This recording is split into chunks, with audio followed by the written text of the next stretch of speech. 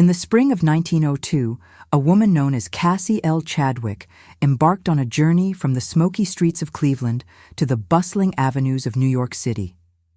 She arrived at the Holland House, a beacon of luxury at the corner of 30th Street and 5th Avenue, famed for its opulent banquet room and an extravagant wine cellar valued at $350,000. As she lingered in the lobby, her high-button shoes tapped against the sienna marble floor while she scanned the crowd for a particular face. James Dillon, a lawyer and friend of her husband, standing somewhat aloof. She approached him subtly, brushing his arm as if by chance. When he turned, she feigned surprise, exclaiming what a delightful coincidence it was to encounter him so far from home. She was briefly in the city, she explained, on some private business. Could Mr. Dillon possibly escort her to her father's house? Dillon, obliging as ever, flagged down an open carriage. Cassie directed the driver to 2 East 91st Street at 5th Avenue, the address of a mansion owned by steel magnate Andrew Carnegie. She maintained a lively banter all the way, though Dillon was struck silent upon realizing whose home it was. Cassie excused herself, claiming she would return shortly, and approached the butler with the ease of someone who belonged. Inside, she told the head housekeeper she was considering hiring a former Carnegie maid named Hilda Schmidt, an entirely fabricated individual. Despite her detailed description and confident inquiries, the housekeeper confirmed no such person had ever been employed there. Cassie gracefully accepted the clarification, praised the home's cleanliness, and left with a large brown envelope cleverly concealed under her coat. Once back in the carriage, Dillon ventured to ask who her father was. Cassie placed a finger to her lips, urging secrecy. She claimed to be the illegitimate daughter of Andrew Carnegie. The envelope, she revealed, contained promissory notes for substantial sums in securities amounting to $5 million, all supposedly gifts from her guilt-ridden father. Moreover, she was poised to inherit a fortune upon his death. She implored Dillon to keep her secret, knowing well the allure of such a tale would be impossible for him to withhold. Cassie bore no relation to Carnegie, nor had she ever met him, nor was her name Cassie. She was, in fact, the greatest con woman of the Gilded Age. Join us this week as we look at the remarkable life of Elizabeth Bigley, the fake A's, and the greatest con woman of the Gilded Age. Elizabeth Betty Bigley was born in October 1857, the fifth of 8 children, and grew up on a small farm in Ontario, Canada. As a girl, Betty lost her hearing in one ear and developed a speech impediment which conditioned her to speak few words and choose them with care. Her classmates found her peculiar, and she turned inward, sitting in silence by the hour. One sister, Alice, said Betty often seemed to be in a trance, as if she had hypnotized herself, unable to see or hear anything that existed outside of her mind. Coming out of these spells, she seemed disoriented and bewildered, but refused to discuss her thoughts. Sometimes Alice noticed her practicing family members' signatures, scrawling the names over and over again. At the age of 13, Betty devised her first scheme, writing a letter saying an uncle had died and left her a small sum of money. This forged notification of inheritance looked authentic enough to dupe a local bank, which issued checks allowing her to spend the money in advance. The checks were genuine, but the accounts were non-existent. After a few months, she was arrested and warned to never do it again. Instead, in 1879, at the age of 22, Betty launched what would become her trademark scam. She saved up for expensive letterhead and, using the fictitious name and address of a London, Ontario attorney, notified herself that a philanthropist had died and left her an inheritance of $15,000. Next, she needed to announce her good fortune, presenting herself in a manner that would allow her to spend her inheritance. To this end, she had a printer create business cards resembling the calling cards of the social elite. Hers read, "Miss Bigley, heir to $15,000. She came up with a simple plan that capitalized on the lackadaisical business practices of the day. She would enter a shop, choose an expensive item, and then write a check for a sum that exceeded its price. Many merchants were willing to give her the cash difference between the cost of the item and the amount of the check. If anyone questioned whether she could afford her purchases, she coolly produced her calling card. It worked every time. Why would a young woman have a card announcing she was an AYS if it weren't true? Betty then headed to Cleveland to live with her sister Alice, who was now married. She promised Alice she didn't want to impose on the newlyweds and would stay only as long as it took to launch herself. While Alice thought her sister was seeking a job at a factory or shop, Betty was roaming the house, taking stock of everything from chairs to cutlery to paintings. She estimated their value and then arranged for a bank loan using the furnishings as collateral. When Alice's husband discovered the ruse, he kicked Betty out and she moved to another neighborhood in the city where she met one Dr. Wallace S. Springsteen. The doctor was immediately captivated. Although Betty was rather plain with a tight, unsmiling mouth and a nest of dull brown hair, her eyes had a singular intensity. One newspaper would dub her the Lady of the Hypnotic Eye, and the gentle lisp of her voice seemed to impart a quiet truth to her every word. She and the doctor married before a justice of the peace in December 1883, and the Cleveland Plain dealer printed a notice of their union. Within days, a number of furious merchants showed up at the couple's home, demanding to be repaid. Dr. Springsteen checked their stories and begrudgingly paid off his wife's debts, fearing that his own credit was on the line. The marriage lasted 12 days. In a life marked by perpetual reinvention, Betty assumed the mantle of Marie Rosa, weaving her way through various boarding houses and refining her craft on the unsuspecting merchants she encountered. Her journey led her to Erie, Pennsylvania, where she conjured a tale of being the niece of Civil War General William Tecumseh Sherman. Her act included a dramatic illness, convincing onlookers of her suffering by drawing blood from her gums to simulate a hemorrhage.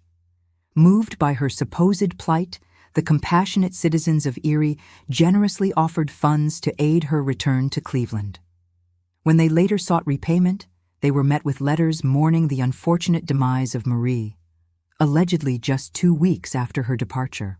A fiction penned by Betty herself, complete with a heartfelt eulogy to her own alias. As Madame Rosa, Betty claimed clairvoyant powers, entangling herself romantically with 2 of her clients. The first marriage, a brief union with a Trumbull County farmer, swiftly disintegrated. The second, with businessman C.L. Hoover, proved more consequential, producing a son, Emile, whom she sent to Canada to be raised by her family. Upon Hoover's death in 1888, Betty inherited $50,000, a fortune that facilitated another transformation. She relocated to Toledo, adopting the identity of Madame Lydia Dare, and continued her clairvoyant escapades.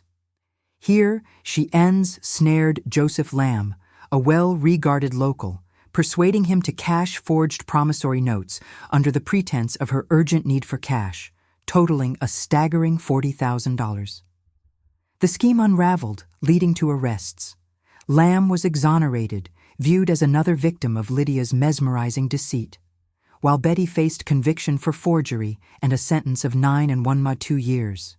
Even behind bars, her persona of a seer did not falter. She foretold misfortune for the warden, a loss of $5,000, and his eventual death from cancer, both of which came to pass. Her manipulation reached the parole board through a series of letters expressing her contrition and a promise to reform. Compelling enough that Governor William McKinley, future president, granted her an early release after just 3 1/2 years. Betty's return to Cleveland marked yet another chapter of transformation. She became Cassie L. Hoover, marrying Dr. Leroy S. Chadwick, a wealthy widower and a scion of one of the city's founding families. Her son joined her in the grandeur of the Chadwick mansion on Euclid Avenue, where she played the role of the doctor's compassionate wife, a facade that concealed her rumored past as a brothel owner and hinted at the lonely doctor having once been her client. Her alleged therapeutic touch for his rheumatic back was all it took for him to succumb to her crafted aura of compassion, sealing their marriage amid the city's elite, who remained oblivious to the true depths of her scheming nature. The new Cassie L. Chadwick was eager to impress her prominent neighbors, among them relations of John D. Rockefeller, U.S. Senator Marcus Hanna, and John Hay, who had been one of Abraham Lincoln's private secretaries. She bought everything that struck her fancy and never asked the price. She replaced the doctor's musty drapes and gloomy oil portraits with bright whimsical pieces, a perpetual motion clock encased in glass, a $9,000 pipe organ, a musical chair that plunked out a tune when someone sat down. She had a chest containing 8 trays of diamonds and pearls inventoried at $98,000 and a $40,000 rope of pearls. She ordered custom-made hats and clothing from New York, sculptures from the Far East, and furniture from Europe. During the Christmas season in 1903, the year after James Dillon told all of Cleveland about her shocking connection to Andrew Carnegie, she bought 8 pianos at a time and presented them as gifts to friends. Even when purchasing the smallest toiletries, she insisted on paying top dollar. If a thing didn't cost enough to suit her, one acquaintance reported, she would order it thrown away. When her husband began objecting to her profligacy, she borrowed against her future inheritance. Her financial associates never believed that Mrs. Chadwick would be capable of creating an elaborate paper trail of lies. Her scam involved large sums of money from financial institutions, Ohio Citizens Bank, Cleveland's Wade Park Banking Company, New York's Lincoln National Bank, and smaller sums, though never less than $10,000, from as many as a dozen other banks. She would take out several loans, repaying the first with money from the second, repaying the second with money from the third, and so on. She chose Wade Park Bank as her base of operations, entrusting it with her counterfeit promissory notes from Carnegie. She convinced Charles Beckwith, the president of Citizens National Bank, to grant her a loan of $240,000 plus an additional $100,000 from his personal account. A Pittsburgh steel mogul, likely an acquaintance of Carnegie's, gave her $800,000. Through the prestigious Euclid Avenue Baptist Church, Cassie connected with Herbert Newton, an investment banker in Boston. He was thrilled to provide her with a loan and wrote her a check from his business for $79,000 and a personal check for $25,000, $104,000. He was even more pleased when she signed a promissory note for $109,800 without questioning the outrageous interest. By November 1904, Newton realized that Cassie had no intention of repaying the loans, let alone any interest, and filed suit in federal court in Cleveland.